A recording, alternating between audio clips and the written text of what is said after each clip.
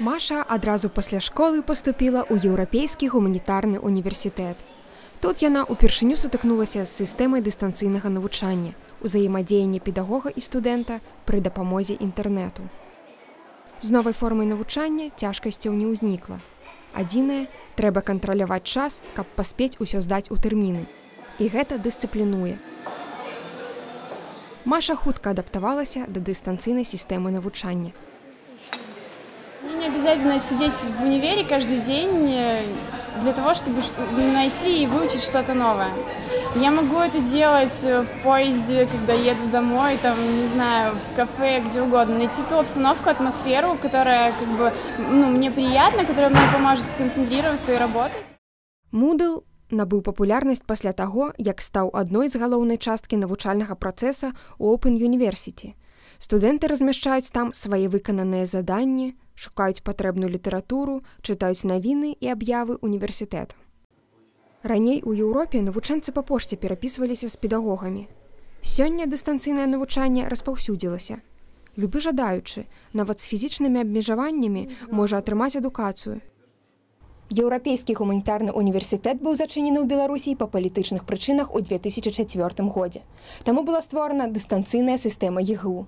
Доўгі час усё навучанне існавала ў інтэрнэт-прасторы. Гэта была вымушаная мера, каб даць магчымасць студэнтам ЕГУ працягваць навучанне ў абраным імі універсітэце. Зараз ЕГУ падыходзіць да blended learning, што ў перакладзе з ангельскага азначае змяшанае навучанне. У ім и дистанционные, и резидентные курсы переплетаются. Я хочу сказать, что здесь это не только будущее нашего университета. Это будущее вообще, на мой взгляд, в целом высшего образования.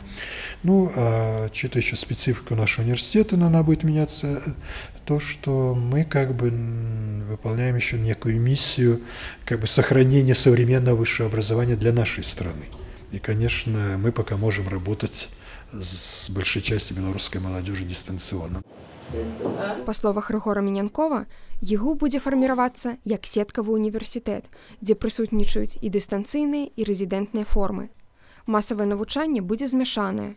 Колькасць студэнтаў у аўдыторыі паменшыцца, а колькасць заняткаў у віртуальным свеце пашырыцца. Эканамічна танней і больш даступна.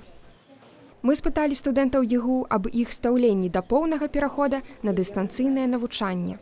Мне кажется, это большое будущее ждет дистанционное обучение. Я такое еще не чул, але думаю, что это помылка. С моей точки зрения, я не очень была бы этому рада. Дыстанцыйнае навучанне цешыць далёка не ўсіх студэнтаў.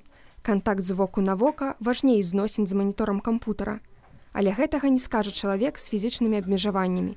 Для яго дыстанцыйнае навучанне – адзіная магчымасць атрымаць адукацыю.